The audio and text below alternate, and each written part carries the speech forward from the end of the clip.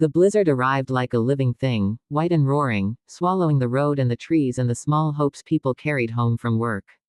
Snow fell sideways, stinging skin and eyes, burying tire tracks almost as soon as they were made. By the time the sun disappeared, the world had narrowed to a tunnel of light from a single pair of headlights cutting through the storm.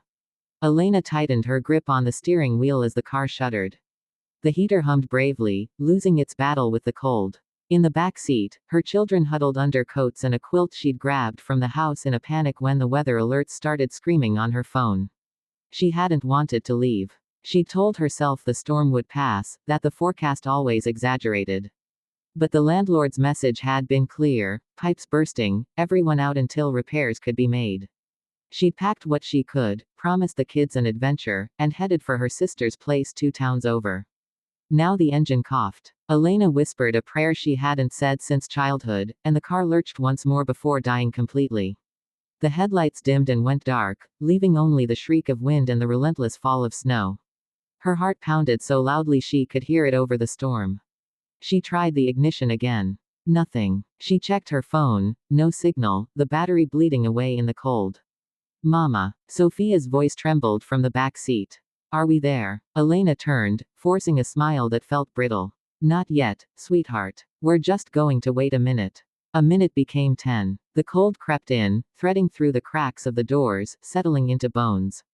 The wind rocked the car like a warning. Elena wrapped her arms around herself, counting breaths, trying not to imagine how long it would take for someone to pass this stretch of road, how quickly the storm erased everything. That was when she saw the shape emerge from the white. At first she thought it was a trick of the snow, a darker swirl in the chaos. Then it resolved into a man, tall and solid, moving with careful steps against the wind.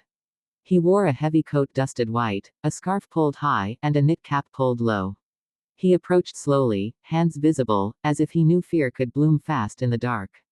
Elena's pulse spiked. Alone on a road in a blizzard, with her children, every warning she'd ever absorbed screamed at her. She cracked the window just enough to hear him. Ma'am, he called over the wind, voice deep and steady. Your car break down. Yes, she said, hating how small her voice sounded. It just stopped. He nodded, glancing at the snow piling around the tires. It's not safe to stay here. The storm's getting worse. He paused, eyes flicking to the back seat, where 2 small faces peered at him, wide-eyed. Come with me, he said. I've got a place close by. Warm. We can call for help. The words echoed, simple and impossible. Come with me. Elena hesitated, fear and hope tangling in her chest. She searched his face for something: danger, kindness, a sign either way.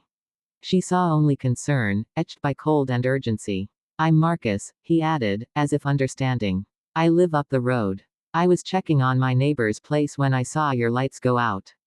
Another gust slammed into the car, rocking it hard enough that Sophia yelped. Elena made a decision that felt like stepping off a cliff. Okay, she said. Okay. They moved quickly. Marcus helped her bundle the kids, lifted the younger one with ease, and guided them through the swirling white. The walk was short but brutal, the wind stealing breath, snow-soaking boots. Then a porch light cut through the storm, a beacon of yellow warmth, and Marcus ushered them inside a small house that smelled of wood and coffee. The door closed, and the storm became a muffled howl. Heat wrapped around them like a blanket. Elena sagged, knees weak, as Marcus took coats and boots, setting them by a vent. The kids stared, amazed, as he handed them mugs of cocoa that steamed in their small hands. Sit, he said gently. Warm up. Elena watched him move around the kitchen, efficient and calm, lighting a fire in the stove, setting towels to dry. Her fear loosened its grip, replaced by a trembling gratitude that made her eyes sting. Thank you, she whispered. He shrugged, a little awkward.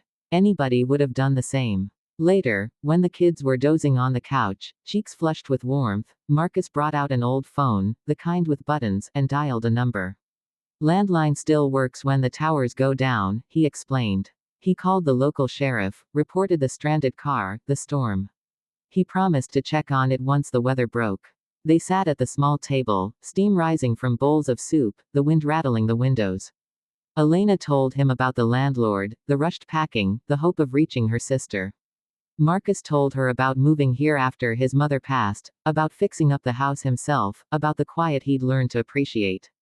Outside, the blizzard raged, but inside, time softened. The fire crackled. The kids slept. Elena felt the weight of the day settle, exhaustion heavy and sweet. When the storm finally eased, gray light seeped through the windows. Snow lay deep and pristine, the world hushed. Marcus bundled up, insisting on checking the car. He returned with news that the engine would need a tow, but the sheriff would send help once the roads cleared more. You can stay until then, he said. No rush. Elena swallowed, overwhelmed. I don't know how to thank you. He smiled, small and sincere. You already did. You trusted me. The tow came by afternoon, the car hauled free from the snow. Elena hugged Marcus, surprising them both. If you're ever in town, she said, scribbling her number on a scrap of paper, please. Dinner's on me. He laughed, tucking the paper into his pocket. I might take you up on that. As she drove away, the road cleared and bright. Elena glanced in the mirror. Marcus stood on his porch, a solitary figure against the white, raising a hand in farewell. The blizzard had come and gone, leaving behind something unexpected, a reminder that even in the worst storms, kindness could appear out of the white, steady and sure, saying simply, come with me, and meaning safety.